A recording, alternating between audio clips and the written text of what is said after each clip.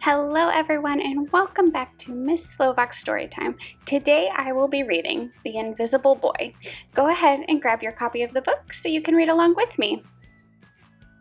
The Invisible Boy by Trudy Ludwig, illustrated by Patrice Barton. Can you see Brian, the invisible boy? Even Miss Carlotti has trouble noticing him in her classroom. She's too busy dealing with Nathan and Sophie. Nathan has problems with what Miss Carlotti calls volume control. He uses his outside voice inside too much. Sophie whines and complains when she doesn't get her way. Nathan and Sophie take up a lot of space. Brian doesn't. When the bell rings for recess, Micah and JT take turns choosing kids for their kickball teams. The best players get picked first.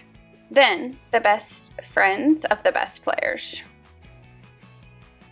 Then, the friends of the best friends.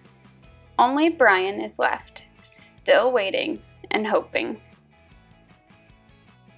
JT glances in Brian's direction and just as quickly looks away. "We've got enough players for each team," he tells the others. "Let's play ball." In the cafeteria, Madison and her friends talk about her birthday party. "The rope swing over the pool was awesome," says JT. "Yeah, so was the water slide," adds Fiona. "That was the best pool party ever." "I'm so glad you guys had fun," says Madison. Everybody did except Brian. He wasn't invited.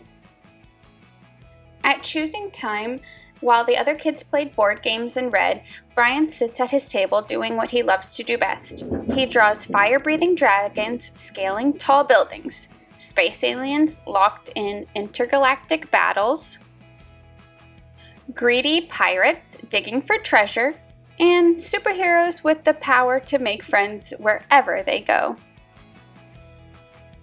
On Monday morning, Mrs. Carlotti introduces Justin, a new student, to the class.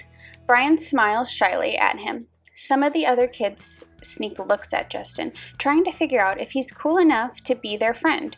They haven't quite made up their minds yet. At lunch, Madison and JT watch Justin eat with chopsticks. "What's that?" asks Madison as she points at Justin's food. And the kids laugh, all of them. That is, except Brian. He sits there wondering which is worse, being laughed at or feeling invisible. The next day, when Justin goes to his cubby to put away his backpack, he notices a piece of paper with his name on it. "Justin, I thought the bulgogi looked good."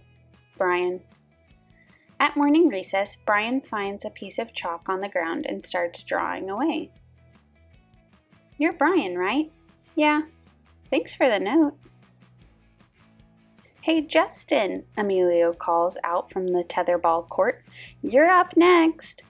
"Sorry, I gotta go," says Justin. "By the way, that's a really cool drawing," he adds before taking off. Back in class, Mrs. Carlotti asks the kids to team up in twos or threes for a special project. The kids scurry around the room to pair off. Brian heads towards Justin. "I'm already with Justin," says Emilio. "Find someone else."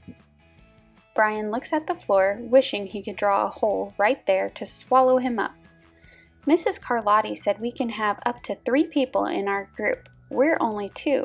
Come on, Emilio, let him work with us." "Okay, I guess." Mrs. Carlotti gives the class directions for the project. Your assignment is to work together to write a story about what you see in that photograph. Use your imagination and have fun.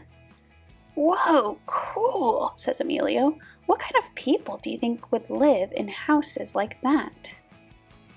"I don't know, but I bet Brian could draw them to go with our story," says Justin. Brian smiles as he takes out his lucky pen. The cricket story we made up on the spot.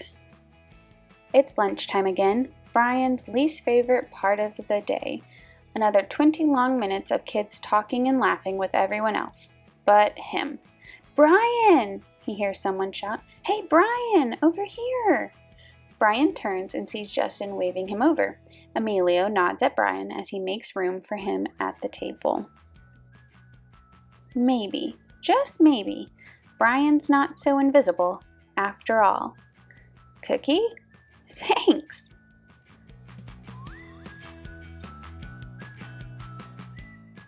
Thanks for watching. Be sure to like, subscribe, and follow along for more videos. Bye!